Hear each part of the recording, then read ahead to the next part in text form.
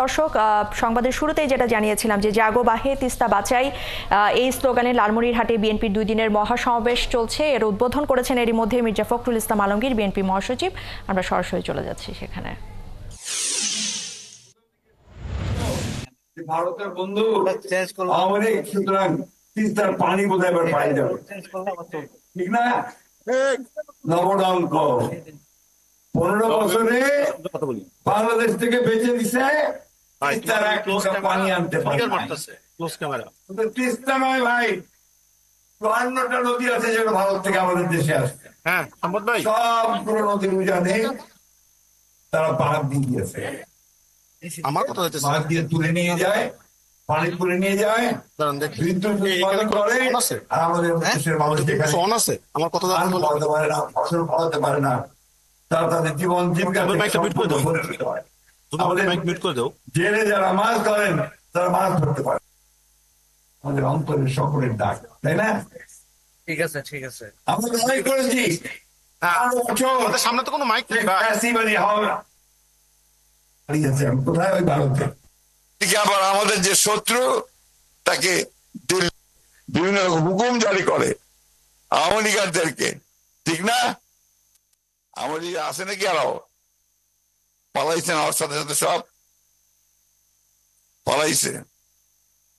তো বন্ধুগণ, আজকের এই সংগ্রাম আমাদের বাঁচা মারার সংগ্রাম, এই এলাকার মানুষের।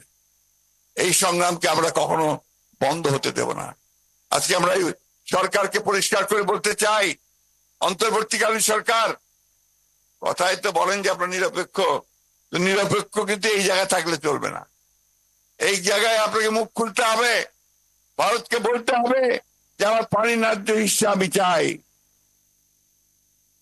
আর আপনি যেহেতু অন্তর্বর্তীকালীন সরকার, খুব তাড়াতাড়ি নির্বাচনটা দিয়ে জনগণের সরকারের হাতে ক্ষমতা দেন। ভারতকে পরিষ্কার করে বলতে চাই, আগে বলছি এখনো বলছি, বাংলাদেশের মানুষের সঙ্গে যে বন্ধুত্ব করতে চান তাহলে আগে তিস্তার পানি দেন, সীমান্তে গুলি করে হত্যা বন্ধ করেন, আর আমাদের সঙ্গে বড় দাদা মতন যে আচরণ সেটা বন্ধ করেন। আমরা আমাদের পায়ের উপরে দাঁড়াতে চাই, আমরা আমাদের হিস্সা বুঝে নিতে চাই। আমরা অবশ্যই ভারতকে একটা বন্ধু ভাবে দেখতে চাই, কিন্তু সেই বন্ধুত্ব হবে সম্মানের সঙ্গে, আমার যে পাওনা সে পাওনা বুঝে দেওয়ার সঙ্গে। তাই বন্ধুগণ, বক্তব্য দীর্ঘ করব না।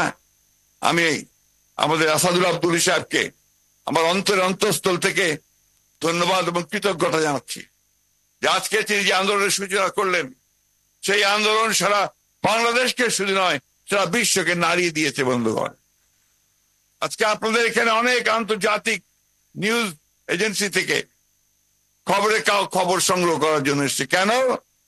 যে আজকে দুরু আন্দোলন শুরু করেছে, যে আন্দোলন হচ্ছে বাংলাদেশের মানুষের বেঁচে থাকার আন্দোলন। আমরা অবশ্যই দুরুকে আমাদের সকলের পক্ষ থেকে একটা অভিবাদন, একটা স্যালুট জানাই। আমি বক্তব্য বাড়াবো না, শুধু একটা কথা বলেই শেষ করতে চাই, লড়াই না করলে কিছু পাওয়া যায় না। সেই লড়াই করেই আমরা তিস্তার পানি আনবো, আমাদের অধিকারগুলো আদায় করে নেব। আজকে সেইভাবে আসুন আমরা সবাই এক হই। আগামীকাল এখানে আমাদের দলের ভারপ্রাপ্ত চেয়ারম্যান তারেক রহমান সাহেব আপনাদের সামনে বক্তব্য রাখবেন। এটা আমাদের জন্য অনেক আনন্দের কথা। আজকে জনাব তারেক রহমান সাহেব আমাদেরকে নেতৃত্ব দিচ্ছেন, এই ফ্যাসিস্ট হাসিনা সরকারের বিরুদ্ধে তিনি আমাদেরকে নেতৃত্ব দিয়েছেন এবং সেই কারণে আমরা জয়যুক্ত হতে সক্ষম হয়েছি।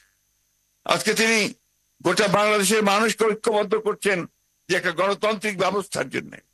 আমরা সেই একই কথা সরাসরি বলতে চাই যে আমরা 1971 সালে যে স্বাধীনতার যুদ্ধ করেছিলাম, পাকিস্তান সেনাবাহিনীর বিরুদ্ধে যুদ্ধ করেছিলাম, সেই যুদ্ধের মূল লক্ষ্যটাই ছিল একটা গণতান্ত্রিক ব্যবস্থা আমরা চাই। কয়েনে ভাই কতবার ভোট দিবা পারেন নাই, পাইছিলেন ভোট দিবার?